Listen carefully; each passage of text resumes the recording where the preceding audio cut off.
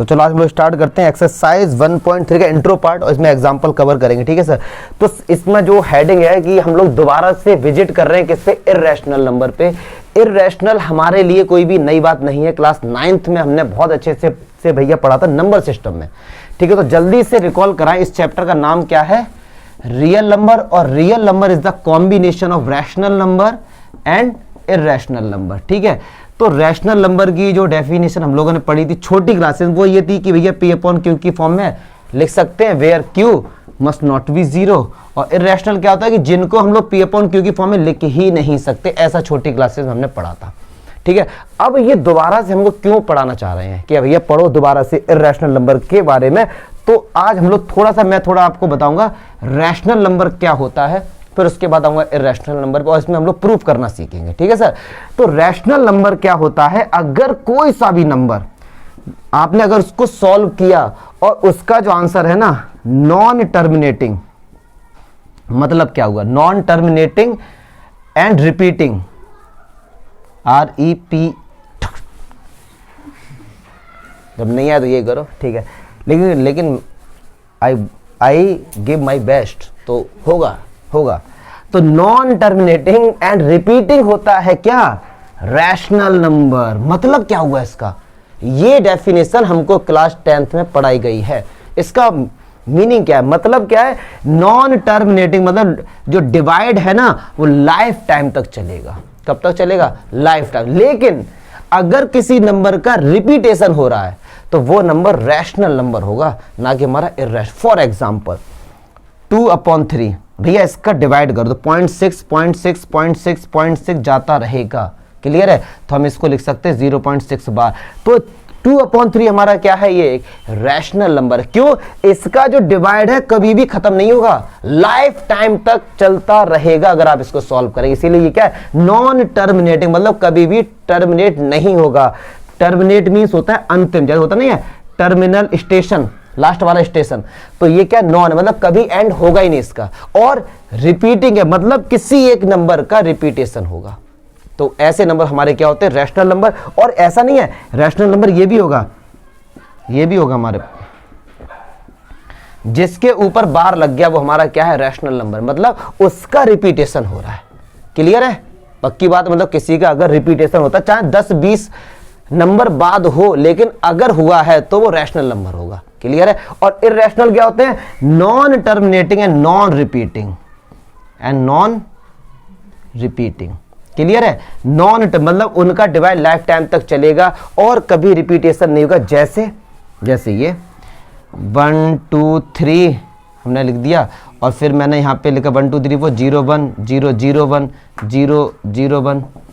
क्या किसी का रिपीटेशन हो रहा है?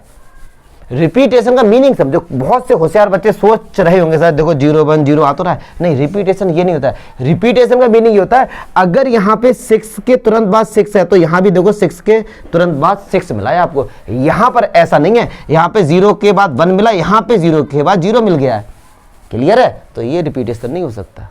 आई बात समझ में, पक्की बात है। तो ये आप समझ गए। और पाई जो हमारा है ये एक इर्रेशनल नंबर है और 22/7 हमारा एक रैशनल नंबर है। तो ऐसा मत सोचना कि जो पाई की जो वैल्यू होती है वो 22/7 होती है, नहीं होती है, अप्रॉक्स में होती है। किस में होती है, अप्रॉक्स में। 22/7 या 3.14 पाई की वैल्यू नहीं है, वो अप्रॉक्स में इसकी वैल्यू है। पाई की वैल्यू आज तक कोई निकाल नहीं पाया, मतलब कंप्लीट।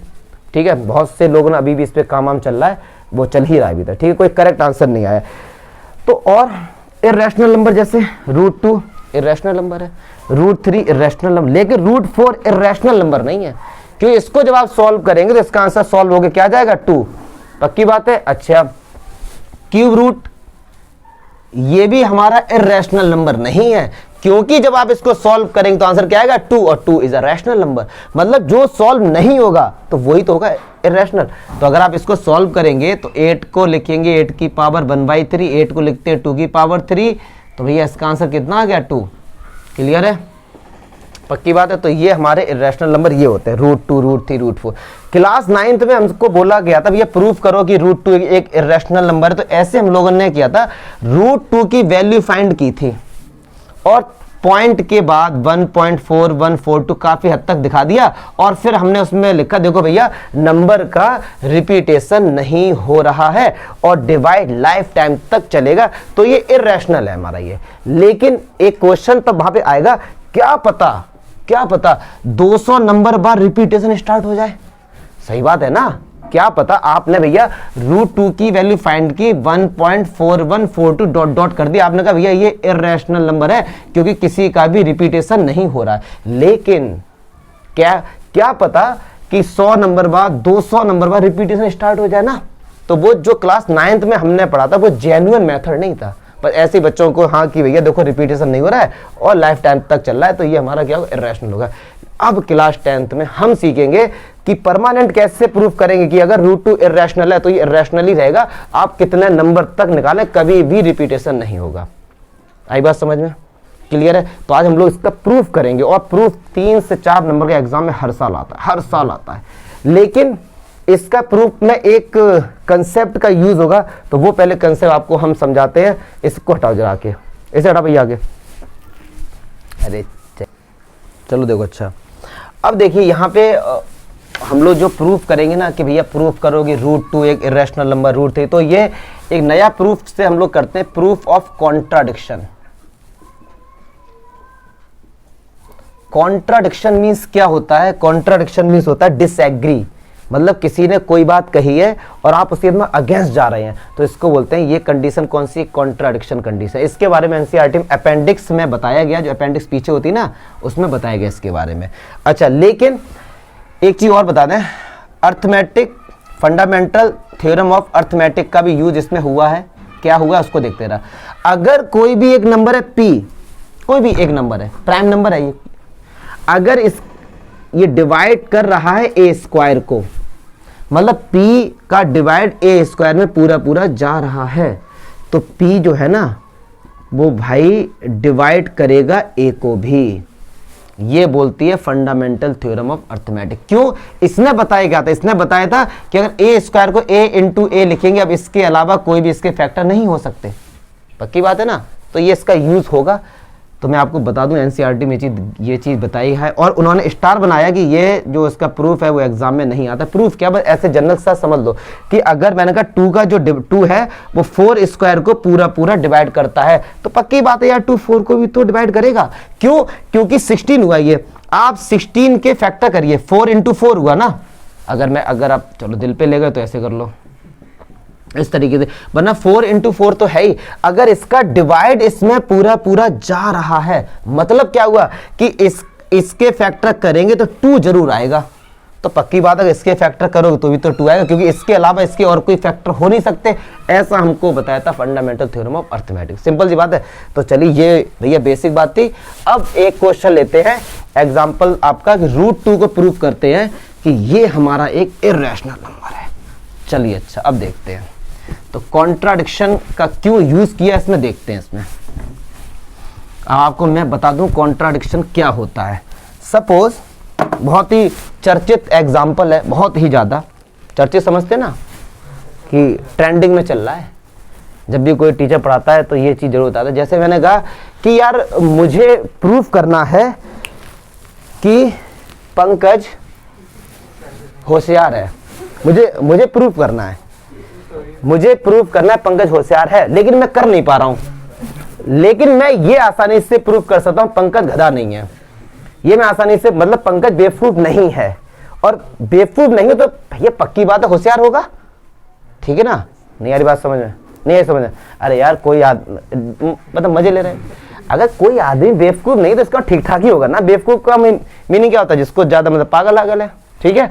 या चलो मैथ्स का एग्जांपल देते, अगर इसमें मजा नहीं आया तो इसमें देखो, हमसे बोला गया कि भैया ये प्रूफ कर दो कि जो एंगल ए है ये 90 है। हमने नहीं किया, हमने यूज किया कॉन्ट्राडिक्शन। हमने कहा कि मैं इन दोनों का सम दिखा दूंगा 90 है, इन दोनों एंगल का सम। तो पक्की बात है भैया इसकी वैल्यू तो 90 होगी। तो ये जो मेथड होते हैं करने के, ये होते हैं कॉन्ट्राडिक्शन, मतलब हमसे जो बोला गया था वो हमने नहीं किया। बात समझ आ रही है। नहीं आई बात समझ में? तो ये होते हैं कॉन्ट्राडिक्शन। ऐसा एक क्वेश्चन है, मुझे थोड़ा रिकॉल करने दो, अगर आप देखेंगे जाके एक्सरसाइज 10.2 में एक क्वेश्चन नंबर 9 या 10 है, 10.1 में, हाँ 9 या 10 है, जहाँ पे हमसे ये बोला गया, कोई इस तरीके का डायग्राम था, अगर याद आ रहा होगा, इस तरीके का ये था, ये ऐसे था, तो ये बोला था 90 प्रूफ करो। तो हमने क्या किया था, इन दोनों का सब 90 दिखा दिया था, तो ऑटोमेटिक है वो 90 हो जाएगा। तो वहां पे भी हम लोगों ने कॉन्ट्राडिक्शन का यूज, मतलब हमसे जो बोला गया है ना, हमने उसको उल्टा किया, लेकिन आंसर वो ही लेकर आ गए हम। तो ऐसे मेथड को हम लोग क्या कहते हैं, कॉन्ट्राडिक्शन मेथड। हाँ जो भी कुछ है यार, 9-10 होगा, दिल पे ही ले जाते एकदम। कौन सा बता भाई? 10.2 बोला था ना मैंने, 10.2।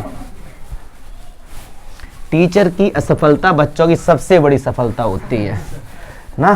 तो ये होता है क्या, तुम्हारा नेचर नहीं है, ये ह्यूमन नेचर है, आपका नेचर नहीं है। चलिए अच्छा, अब प्रूफ करेंगे √2 एक इर्रेशनल नंबर है, प्रूफ करेंगे।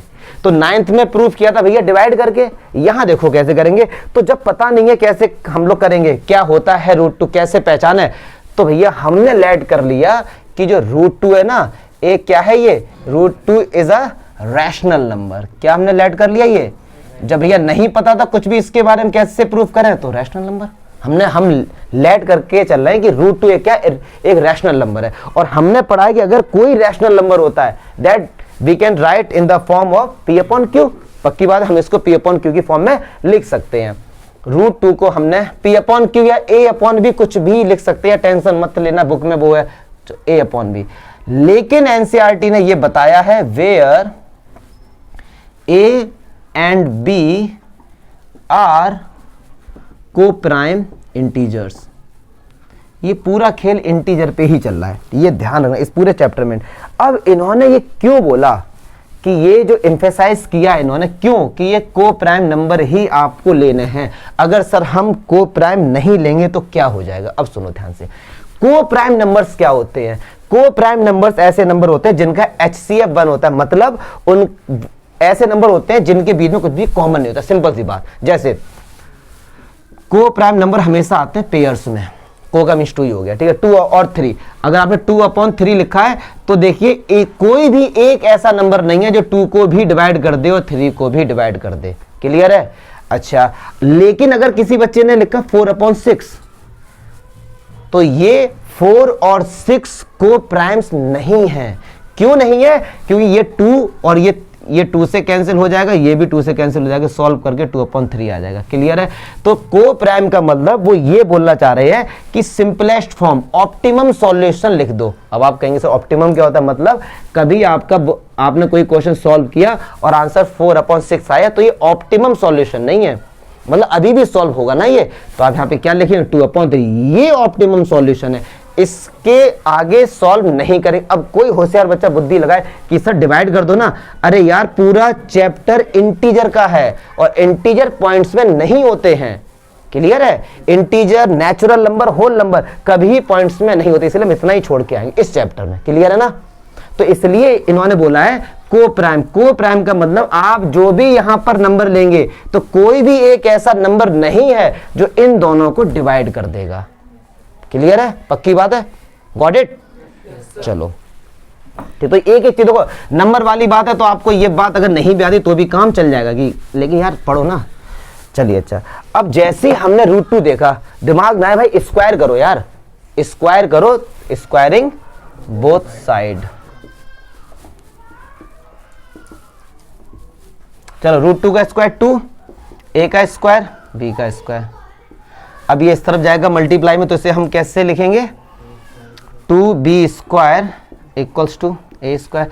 क्या मैं इसको ऐसा लिख सकता हूं? पक्की बात है? मुझे नहीं लगता यहां तक किसी बच्चे को कोई डाउट हुआ होगा। अब भैया जो लाइन लिखूंगा पहले समझा दो इसको। A और B क्या है? इंटीजर है। पक्की बात है? मतलब A भी पॉइंट में नहीं होगा और B भी पॉइंट में नहीं होगा। और एक बात सुनो, अगर आपने यहां पर कोई सा भी नंबर है और इधर कोई सा भी नंबर से डिवाइड किया, इधर आंसर इंटीजर आया है, इधर आंसर इंटीजर आया है और रिमाइंडर 0 है। देखो रिमाइंडर कुछ नहीं है तो पक्की बात है रिमाइंडर 0 होगा, मतलब रिमाइंडर 0 है तो ये पक्की बात है डिवाइड पूरा पूरा गया होगा। बात समझ आ रही है? मैंने रिमाइंडर 0 लिख के दिखाया, समझो इस चीज को। मतलब क्या हुआ, मैं कहाँ लगा दिया मैंने रिमाइंडर, यार इधर लगेगा ना, क्योंकि 2 का डिवाइड किया है।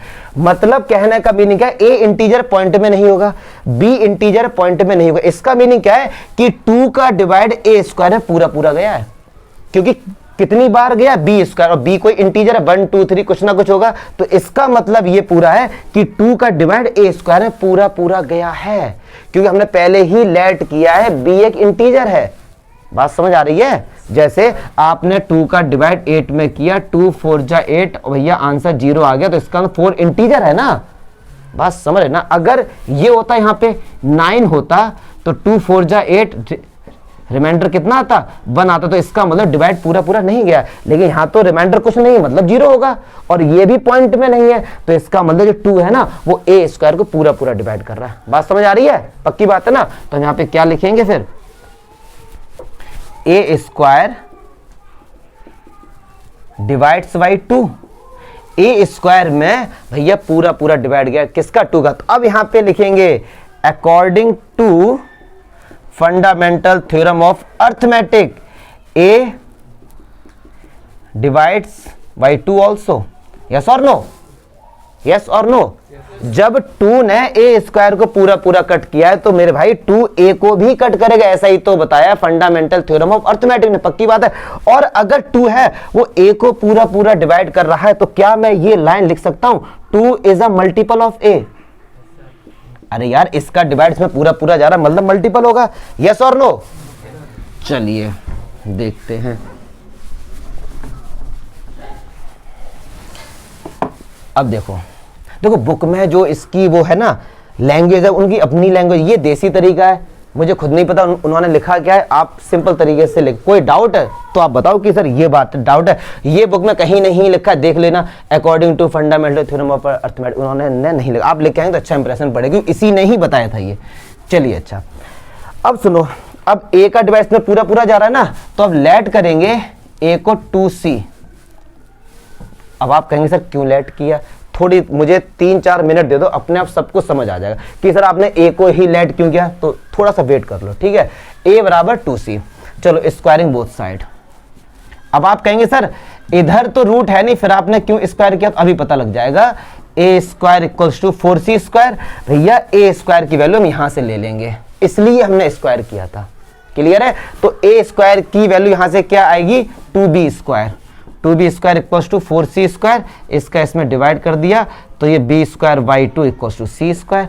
और आपको ये बताना पड़ेगा where c is integer, where c is an integer number. Clear है? क्या हुआ, डाउट है कुछ? चलिए अब सुनो, b इंटीजर c इंटीजर, इसका मीनिंग क्या हुआ कि 2 का डिवाइड b स्क्वायर में पूरा पूरा गया है। यस और नो, पक्की बात है ना। तो हम यहाँ पे क्या लिखेंगे, b square divides by 2। Yes और नो। क्यों? क्योंकि जो भी आंसर आ रहा है वो इंटीजर है, इंटीजर कभी भी पॉइंट में नहीं होते हैं, और रिमाइंडर 0 है, तो पक्की बात है पूरा पूरा गया होगा। उत्कर्ष क्या कोई डाउट है? सच्ची बता यार। तो एक्सप्रेशन अच्छे दो फिर, एक कॉन्फिडेंस वाला, ठीक है। फिर हम यहाँ पे लिखेंगे according to fundamental theorem of arithmetic. मैं बहुत दिल पे पत्थर रखे ये एक्सरसाइज करा रहा हूँ, क्योंकि मुझे पर्सनली पसंद नहीं है कि थ्योरी बताऊं, बट मैंने पूरी कोशिश की कि बच्चों को इसमें थोड़ा सा बेसिक से समझाकर ये चीज करना, क्योंकि एग्जाम में आएगा भैया, ये आएगा मेरे भाई, बोर्ड में आएगा, तो आपको करना पड़ेगा। कोशिश कर रहा हूं कि हाँ कोई डाउट है तो आप बताओ कि सर ये डाउट है। तो अगर b स्क्वायर में 2 का डिवाइड गया, तो ये पक्की बात है कि b डिवाइड्स बाई 2, तो इसका मतलब 2 is a multiple of b। Yes और नो। चलिए अब सुनो एक बात, 2 डिवाइड कर रहा है a को भी, और 2 डिवाइड कर रहा है b को भी। इसका मीनिंग क्या हुआ, क्या a और b को प्राइम है? नहीं है। क्या a और b को प्राइम है? नहीं है, क्योंकि अगर ये को प्राइम होते तो 2 इसको और इसको डिवाइड नहीं करता। बात समझ आ रही है? तो हम यहां पे लिखेंगे 2 is a common number from a and b। yes or no? but we assumed a and b are co-prime। हमने क्या लेट किया था कि a और b क्या है, को प्राइम है। So our assumption is wrong. हमने जो सोचा था ना, एजम्पशन जो हमने एज्यूम किया था, आर एजम्पशन इज रॉन्ग। हमने जो एज्यूम किया था ना वो तो गलत हो गया। फिर ये हमने ये सारा पोर्शन हमने किया क्या था, हमने एज्यूम तो किया था ये सब चीजें कि ये रैशनल नंबर है, इसको लिख सकते हैं, ये इंटीजर इंटीजर, ये सब हमने लेट किया था, यस और नो। तो हमने बाद में दिखा दी कि भैया हमने जो सोचा वो हमारा क्या एजम्पशन हमारी क्या है, रॉन्ग है। अच्छा, ये जो कॉन्ट्राडिक्शन है ये हो क्यों रहा है? ये कॉन्ट्राडिक्शन इसलिए आ रहा है, ये मतलब कॉन्ट्राडिक्शन का मीनिंग विरोध। ऐसा क्यों हो रहा है? क्योंकि हमने लेट किया था ये को प्राइम है और ये है तो नहीं, यस, इसीलिए तो हो रहा है ना। ये लड़ाई क्यों हो रही है? ये इसलिए हो रही है कि हमने ये गलत लेट कर लिया, यस और नो। और हमने जो लेट किया था वो गलत है, तो पक्की बात है ये इर्रेशनल होगा फिर। क्योंकि अगर कोई नंबर रैशनल नहीं है तो पक्की बात है वो इर्रेशनल होगा, यस और नो। अगर दुनिया में कोई भी नंबर रैशनल नहीं है कैसे भी आप, तो पक्की बात है वो इर्रेशनल होगा फिर। तो आर एजम्पशन इज रॉन्ग, हमने जो सोचा था वो भैया गलत हो गया। तो फिर सो √2 इज एन इर्रेशनल नंबर। आप ये बता दो कि भैया यहां पे डाउट हुआ, हमारा जो कॉन्ट्राडिक्ट, जो ये कॉन्ट्राडिक्ट इसलिए हो रहा है क्योंकि हमने एज्यूम किया था मेरे भाई कि ए और बी क्या है, को प्राइम है। अब आपके दिमाग में आ रहा होगा, आंसर आ गया, नंबर आपको पूरे में से पूरे मिलेंगे प्लस शाबाशी मिलेगी, लेकिन दिमाग में एक आ रहा होगा कि सर आप जब ये हमने बाद में दिखा दिए कि ये नंबर इनमें से कॉमन आ रहा, तो आप एक काम करो, आप यहां से हटा दो ये को प्राइम जो आपने लेट किया ना, आप हटा दो। यहाँ पे ये लेट नहीं किया है, ये हमें लेट करना नहीं, हमको करना ही पड़ेगा। क्योंकि अगर कभी आपका आंसर 4/6 आ गया तो जब भी आप आंसर सीट में देखेंगे आपको आंसर हमेशा 2/3 ही दिखेगा। क्लियर है? क्योंकि 4/6 और 2/3 बात तो एक ही है। क्या ये अलग अलग है? क्या एक ही तो बात है ये। तो इसीलिए हमको को प्राइम लिखना पड़ेगा, हमारी मजबूरी है यहां पे। क्योंकि अगर हम नहीं लिखेंगे तो ये क्वेश्चन और सॉल्व होगा फिर, तो ये सही बात है, तो वो तो लिखना पड़ेगा। आप बताओ कि सर यहां पे ये डाउट हमको हुआ है, कोई डाउट किसी को? पक्की बात है 4 नंबर देगा। ये देसी इंग्लिश लिख के आना, ये मेरी बेस्ट इंग्लिश है, हाँ, इससे ज्यादा मैं नहीं लिख सकता। हाँ बताओ भैया। हाँ अब देखो यार जरा, अगर एग्जाम में कहीं √3 आ जाए या √5 आ जाए तो ऐसा नहीं है, जहां जहां आपको √3 मिले, मतलब 2 था ना, हर जगह क्या रिप्लेस कर देंगे 3, हर तरफ, मतलब यहाँ 3 कुछ चेंज करना है कहीं पर, बस यहाँ पे 3C लेट कर लेंगे। अच्छा हाँ, ये चीज और बता दूं क्यों मैंने कहा था कि मैंने इसको ही लेट किया, आपने बी को लेट क्यों नहीं किया? क्योंकि जो ए का 2 किसका मल्टीपल आ गया था, ए का पहले थी। अब मुझे ये दिखाना था कि कैसे भी 2 मल्टीपल आ जाए बी का भी। तो अगर बी को ही लेट कर लेते फिर तो बेकार था ना, क्योंकि बी का तो हमको दिखाना था, और बी को ही लेट कर लेते तो फिर मामला बेकार हो जाता। तो सब कुछ लैंग्वेज यही रहेगी 3 के लिए, जहां जहां 2 है हर जगह। अब ऐसा मत करना कि भैया यहां 4 है तो यहां भी करके आ जाओ 3, स्क्वायर होगा, 3 का स्क्वायर क्या होगा यहाँ पे 9, ठीक है ना। तो थोड़ा दिमाग भी लगा देना, पक्की बात है। ऐसा नहीं है कि पहले बोर्ड में √2 तुम बेटा रट्टा मार के लेके गए और छाप दिया, √3 आया, वाइडनर लगा के हर तरह √3 कर दिया, ऐसे मत करना, ठीक है। तो यहाँ पे 9 आएगा, क्यों स्क्वायर है ये, ठीक है। मैंने देखा फर्स्ट चैप्टर बहुत से बच्चे रट्टा मारते हैं एग्जाम से कुछ घंटे पहले, उनको पता है एक क्वेश्चन आएगा और जाते ही छाप देते हैं। समझ लो मेरे, मैं तो बोलूंगा समझ लो, कोई डाउट नहीं होना चाहिए। अब दूसरे टाइप के देखते हैं एग्जाम्पल। ये एक और टाइप का क्वेश्चन आता है, तो इस क्वेश्चन को बताने से पहले एक छोटी सी बात सीख लो आप जरा, कि कभी भी रैशनल नंबर और इर्रेशनल नंबर का प्लस करो, माइनस करो, मल्टीप्लाई करो, डिवाइड करो, आंसर हमेशा क्या आता है, इर्रेशनल। ये भी एक थ्योरम है, इन्होंने बता। फॉर एग्जांपल 2 क्या है, एक रैशनल, इर्रेशनल क्या है, रैशनल है, ठीक है। और √2 क्या है, अब ये प्लस करोगे तो आंसर क्या आएगा, इर्रेशनल। मल्टीप्लाई करोगे तो भी, डिवाइड करोगे तो भी। तो ये ध्यान रखना आपको कि कभी भी रैशनल नंबर और इर्रेशनल नंबर का कोई सा भी ऑपरेशन अगर आपने किया, कोई सा भी, तो आंसर हमेशा क्या आएगा, इर्रेशनल आएगा। और जब कभी आपको ये बोला जाए 5 - √3, या फिर इस टाइप का बोला जाए 5 + √7 या 2√7 या √7/3 या 1/√3 की ये भैया प्रूफ करो, तो जब भी ऐसे क्वेश्चन आएंगे, मतलब क्या है, मतलब मेरा ये बोलना चाह रहा हूं, √2, √3, √5 इनको नॉर्मल, इन सबको छोड़कर इनके साथ अगर प्लस माइनस डिवाइड कुछ भी हो, तो ऐसे केस में हम लेट करते हैं। जैसे सपोज इसको प्रूफ करना है तो ऐसे में हमने पहले से ही लेट कर लिया कि √7 एक इर्रेशनल नंबर है, ठीक है। अब देखो कैसे, चलिए देखते हैं इसको भैया प्रूफ करें। तो वो यार हमको पता नहीं है कैसे प्रूफ करते हैं। तो 5 minus root 3 is a rational number. ठीक है, अगर ये रैशनल नंबर है तो पक्की बात है ये पी अपॉन क्यू के फॉर्म में लिखेगा। और आप बस वही वाली लाइन बता देना, ए और बी क्या है, को प्राइम से इंटीजर्स है और b can not be zero. सही बात है, अंडरस्टूड है। अब रूट वाले एक तरफ बाकी सब एक तरफ, पक्की बात, रूट वाले एक तरफ बाकी सब एक तरफ। एलसीएम लो तो 5b minus a upon B, yes और नो। अब यार एक बात बताओ, थोड़ा लिख ही देता हूं चलो मैं। ए और बी क्या है, इंटीजर्स हैं। A and b are integers, so 5b minus a upon b will be rational. मतलब क्या होगा, मतलब क्या होगा, इसको समझेंगे कि कभी भी इंटीजर्स हैं, अगर उनको ऐड करो, डिवाइड करो, माइनस करो, मल्टीप्लाई करो, कुछ भी कर लो, आंसर हमेशा रैशनल आएगा, कभी भी इरैशनल हो ही नहीं सकता।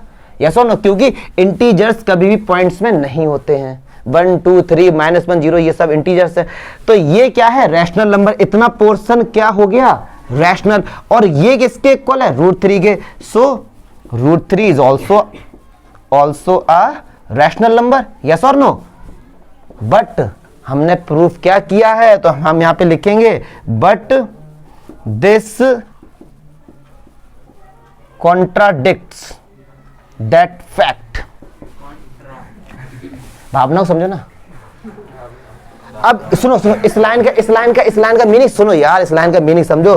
बट दिस कॉन्ट्राडिक्ट्स, ये कॉन्ट्राडिक्ट क्यों हो रहा है, ये कॉन्ट्राडिक्शन क्यों हो रहा है, इसलिए हो रहा है that this, but this contradict because अरे शांत रहो यार, बात नहीं। Root 3 is an irrational number, क्योंकि हमने प्रूफ किया है रूट 3, हमने क्या किया, प्रूफ किया है। और हमने रूट 3 को प्रूफ किया था इरेशनल नंबर, और अकॉर्डिंग टू ये हो रहे हैं भैया कि रैशनल है। तो कॉन्ट्राडिक्ट हुआ ना, विरोध हो रहा है ना। तो भैया अगर ये विरोध हो रहा है मतलब उल्टा हो रहा है, so our assumption is wrong, so our assumption is wrong. 5 minus root 3 is an, देखो मैं ना थोड़ा सा मतलब वो हूं, क्या बोलते हैं उसको, नहीं अरे यार हम मुझे भी तो बोल रहे, मुझे एडजेक्टिव पढ़ रहा हूं मैं। हाँ स्ट्रेट फॉरवर्ड नहीं, मतलब एक जमीन से जुड़ा हुआ हूं। तो मैं जब मैथ्स पढ़ता था, हाँ जब मैं मैथ्स पढ़ता था या जब मैं मैथ्स पढ़ा रहा हूं, ठीक है, आपको या यूट्यूब पे कहीं पर भी, तो दिमाग में ये कभी नहीं होता कि बच्चों को लिख दूं, वरना बहुत से बच्चे ऐसा करते। मैंने खुद अपनी आंखों से देखा, हमारे जो दोस्त वगैरह थे, जब हम लोग बीटेक में थे, करते गया था यूट्यूब, किसी टीचर ने कुछ लिखा, जैसे ही टीचर हटा व्हाइट बोर्ड से, उन्होंने पॉज किया और मतलब छाप लिया। मुझे ये चीज पर्सनली पसंद नहीं है। अगर मैं समझा रहा हूं कोई चीज, आप इस पे मत जाना सर या क्या, आप इस चीज को समझो ना, आप इस चीज को समझो और खुद से थोड़ी बहुत इंग्लिश यार आपको आती है। हमारी क्या इंग्लिश देख रहे हैं, मेरा काम है कि आपको ये चीजें समझ में आनी चाहिए, वरना छापना ही है, बुक में सब कुछ लिखा है। अगर तुम्हारा इंटेंशन ही वही कि यार हमको छापना है, केवल छापो मत, समझो मैथ्स को, ठीक है। अब ऐसा मैं अपनी जो गलती उसको छुपा रहा हूँ तो ठीक है, तो ये सब चीज, बस ये लाइन मुझे समझा कि ये जो कॉन्ट्राडिक्ट ये क्यों हो रहा है, ये इसलिए हो रहा है विरोध, क्योंकि रूट 3 क्या है, इरेशनल है। पक्की बात है। तो बस आप लिखें आर एजम्पशन, मैं बोल तो रहा हूं उससे लिख लो our assumption is wrong, so 5 minus root 3 is an irrational. पक्की बात है। अगर ये होता 5 रूट 3 ये मल्टीप्लाई में होता, फिर भी सब कुछ ऐसा ही करते, रूट 3 को केवल एक तरफ, बाकी सब एक तरफ। पक्की बात है। और यही लाइन हम लोग लिख के आ जाते हैं। पक्की बात है, देख लेना। तो इंट्रो पार्ट खत्म। एक क्वेश्चन जरूर आता है इसका बोर्ड में इस टाइम, ठीक है सर, तो कर लेना अपने हिसाब से। हाँ अटेंडेंस लो।